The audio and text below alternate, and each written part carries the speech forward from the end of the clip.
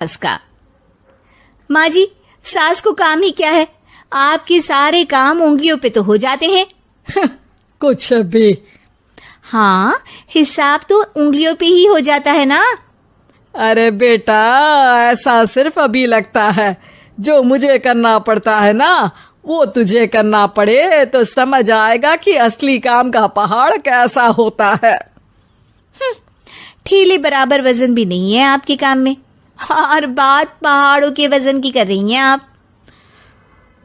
तू ऐसा करती ही क्या है घर में बेटा, ये तो बता मुझे। मैं थोड़ी ना कुछ करती हूँ, सब जादू से हो रहा है इस घर में। अरे एक दिन मेरा काम करोगी तो समझ आएगा। Okay okay, shut up.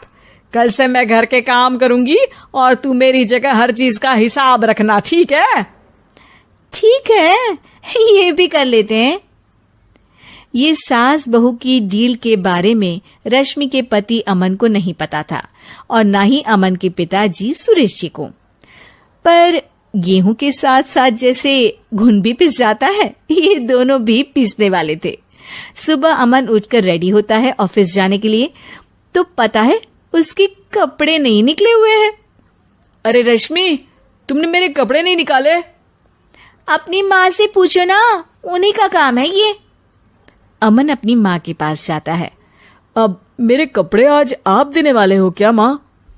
हाँ, देना तो मुझे ही चाहिए, पर तेरी बहू ने कपड़े धोने ही नहीं डाले, तो कोई भी धुला हुआ कपड़ा नहीं है बेटा। हैं? ऐसा क्यों? कपड़े तो धोने आप ही देते हो ना माँ? अरे बहू ने तुझे बताया नहीं, अब हम अदल बदल गए हैं, मैं अब बहू और तेरी बीवी सास। अमन परेशान हो गया। वो बिना इस्त्री के कपड़े पहनकर ऑफिस चला गया। सरस्वती जी अपने घुटने के दर्द के कारण झुककर घर साफ नहीं कर पा रही थी, और ना ही खाना बनाना याद रख पाई। उधर रश्मि पहले ही दिन घर की चाबी घुमा चुकी थी और 300 रुपए का हिसाब अलग नहीं मिल रहा था। पर दोनों का ही घमंड कैलाश पर्वत से भी बड़ा था, और दोनों ही खेमे एक दूसरे की बात मानने को बिल्कुल तैयार नहीं थे। शाम को जब सुरेश जी और अमन खाना खाने बैठते हैं, तो सरस्वती जी उनके सामने गाजर और पपीते लाकर रख देती हैं। अरे माँ, ये क्या है? ख्याली पुलाव के साथ सलाद। माँ जी खाना बनाना भूल गई लगता है। अरे एक एक चमन्नी का हिसाब है मेरे पास, खाना बनाना कैसे भूल जाऊंगी? ये तो मैंने पढ़ा था कि फल फ्रूट खाने से सेहत अच्छी रहती है, इसीलिए ये ले, एक फल खा ले। रात को सुरेश जी और अमन अपनी मीटिंग बिठाते हैं अकेले में। बाबूजी, इनकी लड़ाई के कारण ना हमें ठीक से खाना मिल रहा है, उल्टा घर के सारे काम रुक गए हैं। हाँ बेटा, 2 भैंसों की लड़ाई में बेचारे खेत के पौधों का भी नुकसान हो रहा है। पर पापा, क्या बताऊं आपको, मैंने माँ को इस महीने की 2 तारीख को बिजली के बिल के पैसे दिए थे। आज बिल भरने के लिए मांगने गया तो पता चला कि रश्मि उन पैसों से गैस सिलेंडर ले आई। अच्छा, तो सिलेंडर के पैसों का क्या हुआ?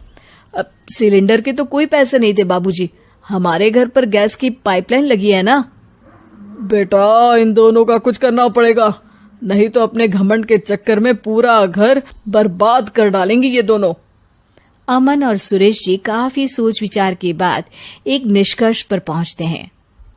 रात ही को दोनों अपनी पत्नियों की अलमारी से नई साड़ी निकालते हैं, और सुबह जब रश्मि और सरस्वती जी उठते हैं तो देखते हैं कि दोनों पति साड़ी पहनकर चढ़ाव पर सब्जियां काट रहे हैं। अरे ये सब क्या हो रहा है? क्या हो रहा है मतलब? आप दोनों अदल बदल हो सकते हो तो हम क्यों नहीं? अरे क्या मतलब?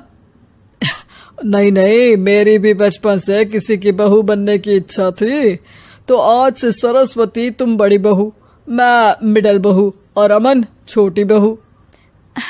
अरे लेकिन सब घर पर बैठ जाएंगे तो कमाएगा कौन? ये घर कैसे चलेगा? अब वो तो भैया या बाकी लोग जाने, अब हमने भी अदल बदल कर ही लिया है तो कुछ नहीं हो सकता। रश्मि और सरस्वती जी को समझ में आ जाता है कि उन दोनों की आपस की डील के वजह से इन दोनों को बहुत तकलीफ हो रही है, और उनके ईगो ने दूसरों को कितनी यातनाएं दी है। अब असल में माँ जी आप सही थी, सास बनना बहुत मुश्किल है। अरे हाँ बेटा, और तू भी, मुझसे तो नहीं हो पाया सब घर के काम, वापस बदल ले क्या? हाँ हाँ बिल्कुल माँ जी, और अब आप दोनों भी बदल लीजिए। कोई आ गया तो आप दोनों को देखकर क्या सोचेगा? अच्छा है, आप दोनों के समझ में ये बात तो आई। मैं फटाक से कपड़े बदल लेता हूँ। अरे रुक जा बेटा, एक फोटो ले लेती हूँ तेरी। मेरी बेटी होती तो तेरे जैसी ही दिखती साड़ी में। और मेरा फोटो नहीं